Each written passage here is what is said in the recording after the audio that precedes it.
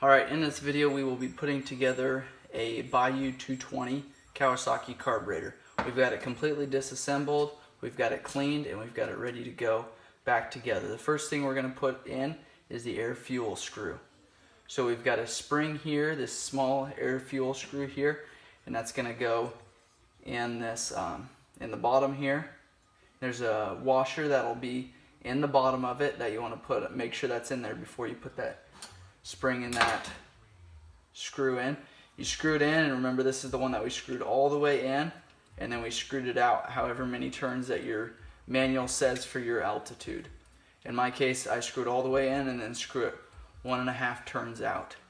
So we were screwed all the way in, half, 1, half. So then that's ready to go. Now we want to put the main jet in, and that's the bigger of the two jets with the holder.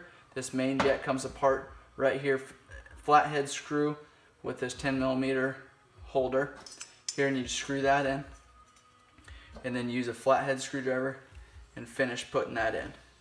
Next we'll put the pilot jet in, and that's the smaller of the two jets, and it goes in, and you just want to snug that up too. These are brass jets, so they don't need to be torqued down a whole lot. You want to make sure they stay, but you also don't need to really get after it.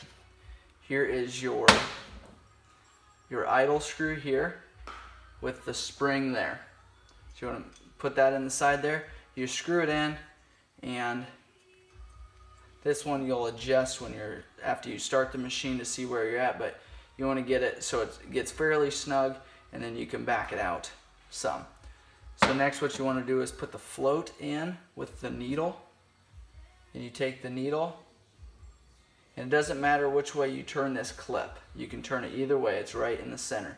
So take that needle, slide it right down into that seat with the float there, and then take this pin and shove it in the same way that it came out. Sometimes these are tapered, and you won't be able to push it in one direction. So there's your float there. Now you can adjust your float by just bending that little metal tab slightly. You don't want to do it very much. If you've got a fuel leak problem, sometimes you can adjust that little tab there, and that'll cause your carburetor not to leak anymore. So this is clean. This bowl's ready to go back on. Put it on there. 4 Phillips screws. You want to make sure, before I put that on, you want to make sure that your gasket is good right here, all the way around. You want to make sure that that's good. Put that on. You can tighten these Phillips screws, and again, these screws are going into aluminum. There's no reason to over tighten them. You want to make sure they're snug so it doesn't leak. If you've got a new gasket, it won't hardly take any torque at all, but you want to make sure they don't fall out.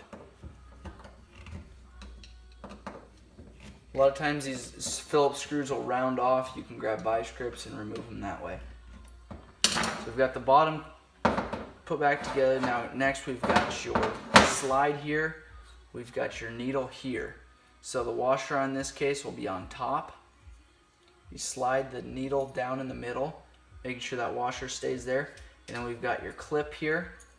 That'll go down. Then you take a screwdriver, push it down. That'll give it some, that'll hold that needle in, and we will just slide this. Now this slide will go in.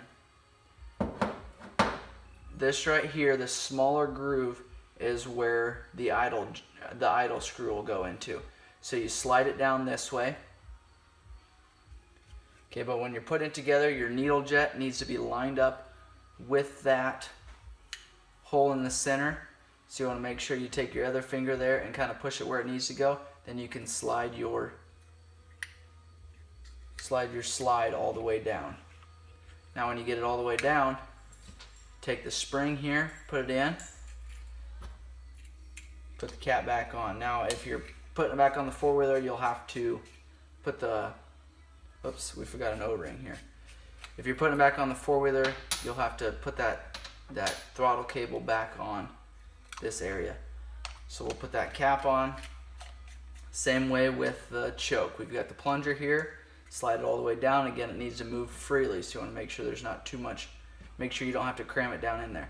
We've got your cap, make sure that that thread's on straight. You can just put pressure with your pointer finger on while you screw it on. If it's not going on with your fingers, if you're having to use a wrench, then you've got it on crooked.